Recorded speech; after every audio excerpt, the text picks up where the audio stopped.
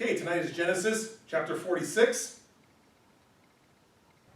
And Israel took his journey with all that he had, and came to Beersheba, and offered sacrifices unto the God of his father Isaac.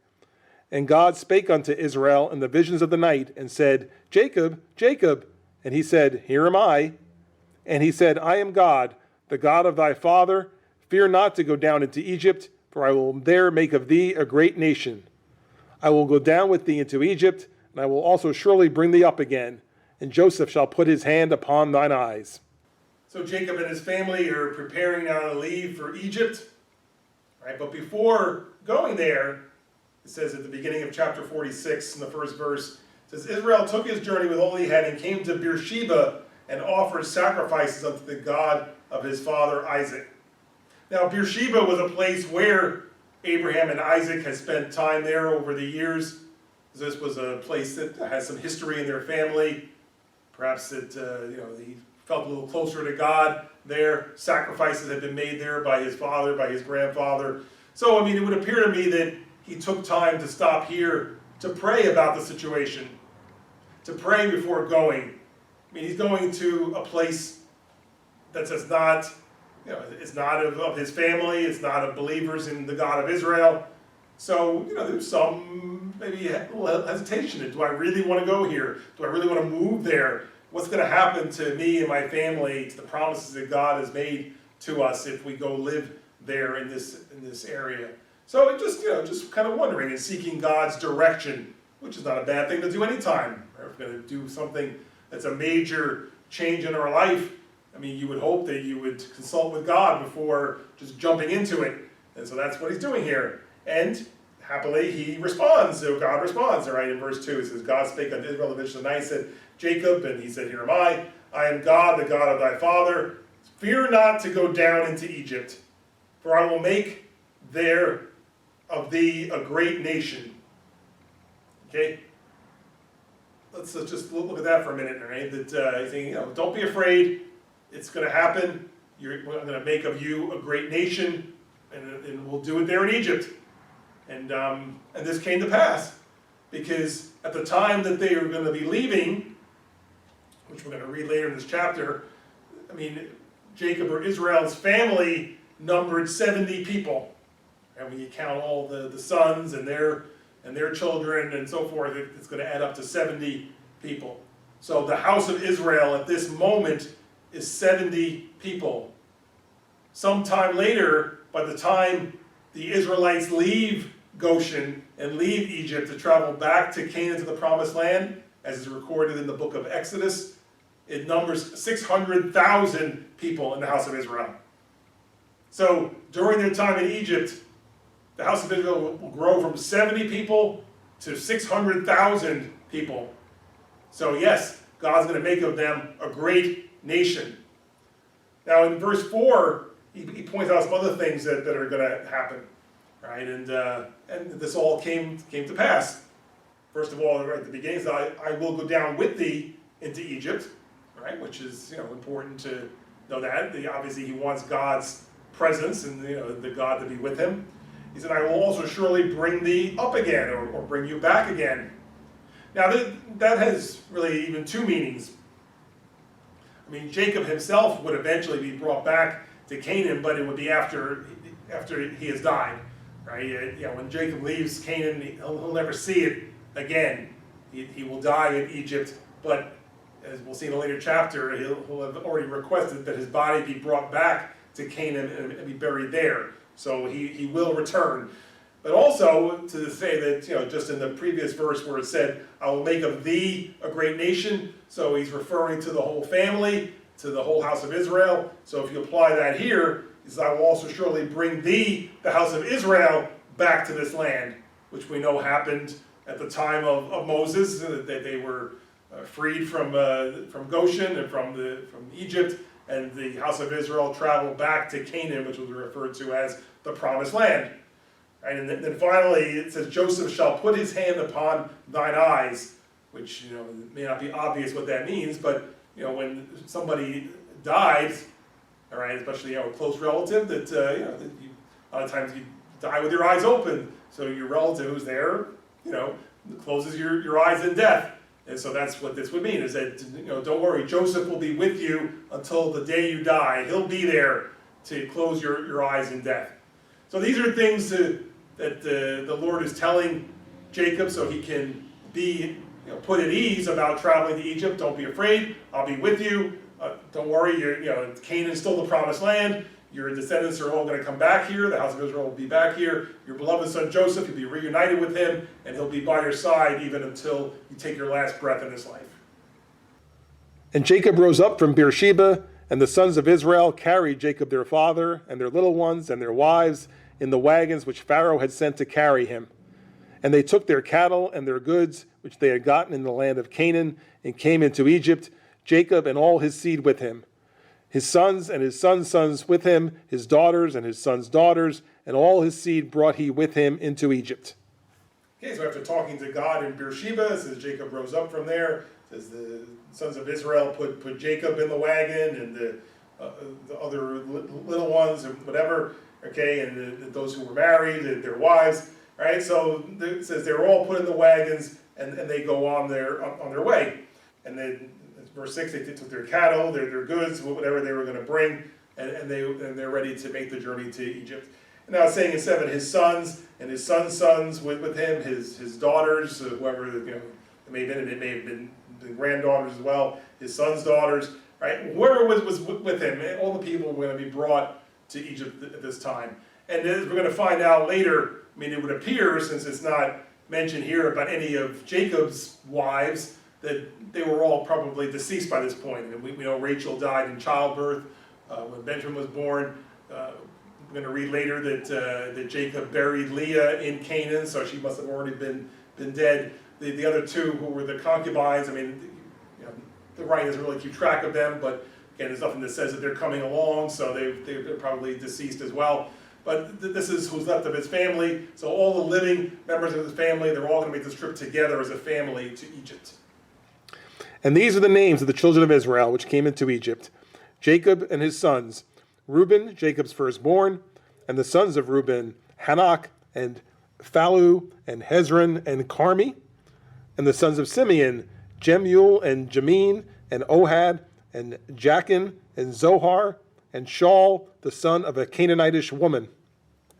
And the sons of Levi, Gershon, Kohath, and Merari. And the sons of Judah, and Onan, and Shelah, and Pharez, and Zerah. But and Onan died in the land of Canaan, and the sons of Pharez were Hezron and Hamul. Now for the next several verses, we have something of a roll call, right, of those who are going along. So this way you can count them up and see that it adds up to a certain number of people going. Right? And so it begins here in 8. It says, these are the names of the children of Israel, and it's kind of going in order. Right? So it starts with Reuben, his firstborn, and Reuben's sons in verse 9. Okay, verse 10, and Simeon is next, and here's his sons. Verse 11, the sons of Levi. 12, the sons of Judah, including grandsons. Right? So it's starting to, let's say, take attendance here of those who are going. And I might point out in verse 12 that that there's some names here that we've seen before. See, the other names we haven't already. The other names where it mentions the sons of Reuben, Simeon, and Levi. Those names were never mentioned before, and as far as I know, they were never mentioned again. But here in verse 12, the sons of Judah, we've heard some of them before, because in chapter 38, which was the story of Judah and his sons, and how he had more sons. So there's some familiar names here, and so we'll just mention them quickly. It mentions and Onan and Shelah, who were his first 3 sons. Right? If you recall from chapter 38, it says the Lord slew him because he was wicked. Then Onan, God also slew him because he refused to make a baby in the name of his deceased brother. Shelah was the 3rd son who was promised to the widow of the oldest son, but was never delivered. Right? And then, as you recall from chapter 38, that Judah wound up having sex with Tamar, who was the widow of his son, without knowing it. But she became pregnant. She had twin sons who were named Pharez and Zerah. Right? So these are all the sons of Jacob. We read about them all in chapter 38. And so you can see here it matches up. It says and Onan died in the land of Canaan in chapter 38. right? And then it even throws in the sons of Pharez, so these would have been Judah's grandsons, were Hezron and Hamul. So time has passed, so Pharez has grown up to the point where he has two sons, so that's the family of Judah. But yeah, I just wanted to point out that matches up with what we read in chapter 38 about the family of Judah. And the sons of Issachar, Tola, and Phuvah, and Job, and Shimron. And the sons of Zebulun, Sered, and Elon, and Jaleel. These be the sons of Leah, which she bare unto Jacob in Paddan Aram, with his daughter Dinah. All the souls of his sons and his daughters were 33. Continuing with the roll call, in verses 13 and 14, we see the sons of Issachar, the sons of Zebulun. And now, again, remembering that these are kind of grouped together in a certain way, the 6 sons that we've heard so far, the 4 that we mentioned earlier, and then these 2, these were the 6 sons of Leah, right? Of course, Leah and Jacob, right? So these are all grouped together. That's why it says in 15, it says, these be the sons of Leah, which she bore unto Jacob in Paddan Aram. And then throw in, they had a daughter also named Dinah.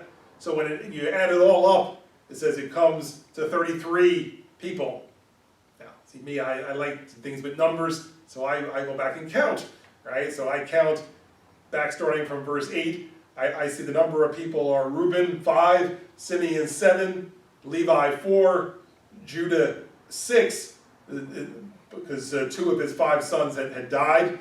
Right, so really there were only 3 sons left, but it also mentions 2 grandsons, that's why there were 6. Issachar 5, Zebulun 4, and then when you add in Dinah, that's another 1. And when you add up all those numbers, it comes out to 32. Like, whoops, 32, supposed to be 33. Right, well that's when we realize that really also Jacob is being grouped into this, since he hasn't been counted yet.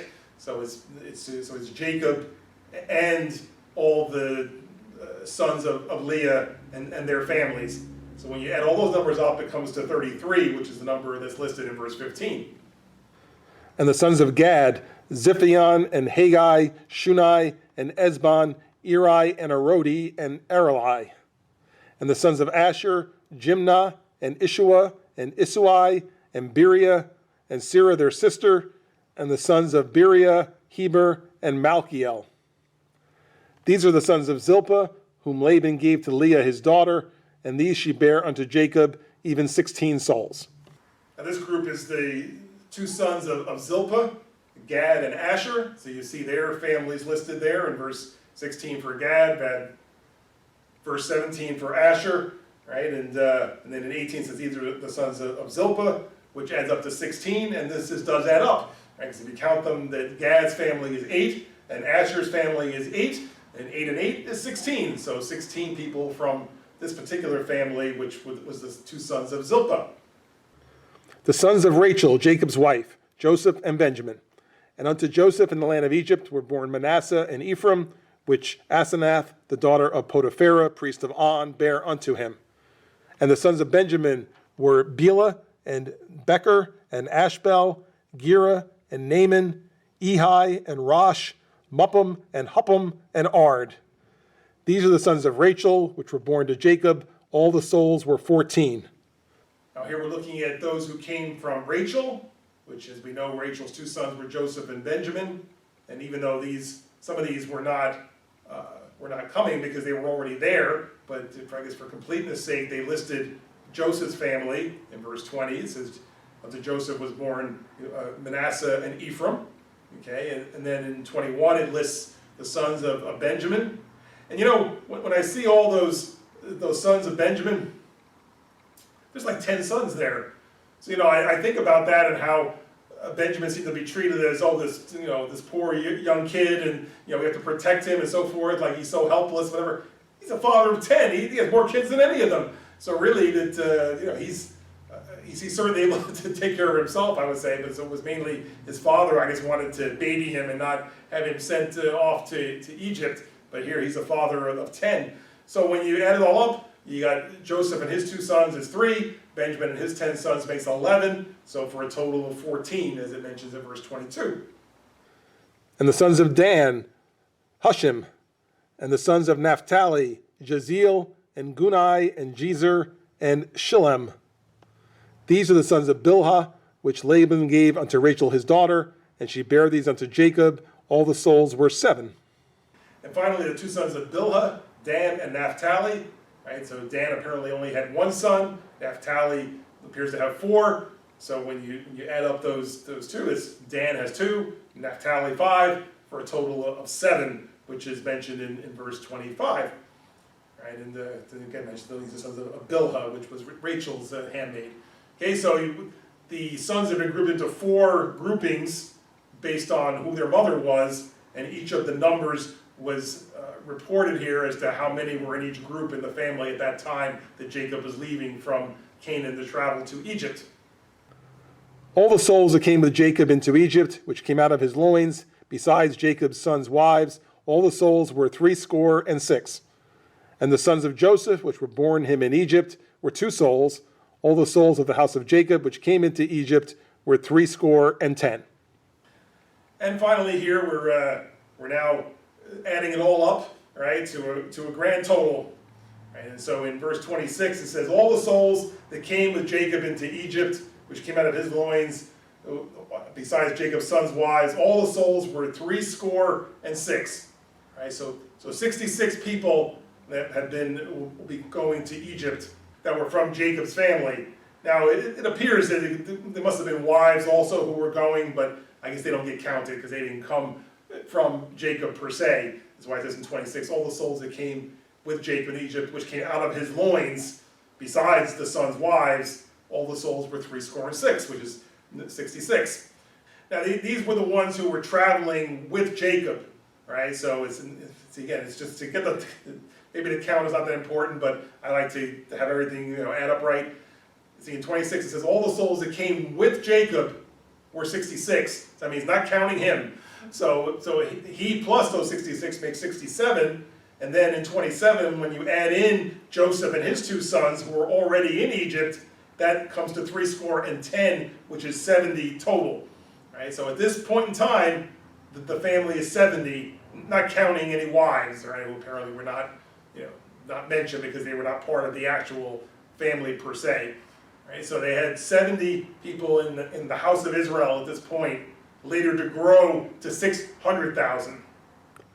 And he sent Judah before him unto Joseph to direct his face unto Goshen, and they came into the land of Goshen. And Joseph made ready his chariot, and went up to meet Israel his father to Goshen, and presented himself unto him, and he fell on his neck, and wept on his neck a good while. And Israel said unto Joseph, now let me die, since I have seen thy face, because thou art yet alive. So as they're getting close to their destination, it says in verse 28 that Jacob sends Judah before him to meet with Joseph to get directions to where they should be going, to the land of Goshen. So it says they arrived in Goshen, and now at 29, it's Joseph's ready to meet his father after all these years. It says he made ready his chariot, went up to meet Israel his father, presented himself to him, fell on his neck and wept on his neck a good while, which I'm sure was the case. All right, that on both sides that they were separated for all these years.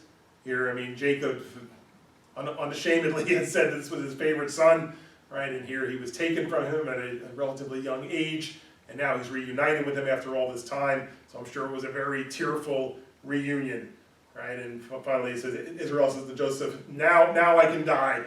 I was going to die a sad man, he says, but now I can die in peace because I've seen your face, because you're still alive. I'm able to see you again before I die. And Joseph said unto his brethren and unto his father's house, I will go up and show Pharaoh, and say unto him, my brethren and my father's house, which were in the land of Canaan, are come unto me. And the men are shepherds, for their trade hath been to feed cattle, and they have brought their flocks and their herds and all that they have. And it shall come to pass, when Pharaoh shall call you, and shall say, what is your occupation? That ye shall say, thy servant's trade hath been about cattle from our youth, even until now, both we and also our fathers, that we may dwell in the land of Goshen, for every shepherd is an abomination unto the Egyptians. Now, as the chapter's coming to an end, Joseph he's kind of briefing his brothers on what's likely to happen next. Right? He says, listen, I'm going to introduce you to the Pharaoh. Right? I'm going to tell him that you're shepherds. All right? So don't worry, I'm going to be telling them that in 32. He says the men are shepherds, the trade's been to feed cattle and so forth. But now, in the course of the conversation, Pharaoh may ask you, what's your occupation? What's your job? Now, it so happens, it's at the end of verse 34, it says that every shepherd is considered an abomination to the Egyptians, right? So you might feel embarrassed or hesitant to say that. Don't be, right? If he asks you, in 34 it says, you say, thy servant's trade has been about cattle from our youth, even up until now, both we and also our fathers, that we may dwell in the land of Goshen, right? You don't have to lie, you don't have to hide it. Just go ahead and say who you are. I'll already have prepped him. I'll already have briefed him as to who you are and what you do for a living. This is what you've always done back home. And in the land of Goshen, there'll be need for that. There'll be need for shepherds to take care of what's there. So don't worry about it. You don't have to hide it. So like I say, he doesn't want to get off on the wrong foot by lying. And so don't worry about what the Egyptians, other Egyptians may think. You know, I'm still an important guy in Egypt. You're my brothers, so don't be ashamed of who you are. Just tell the Pharaoh who you are, and then let things go from there.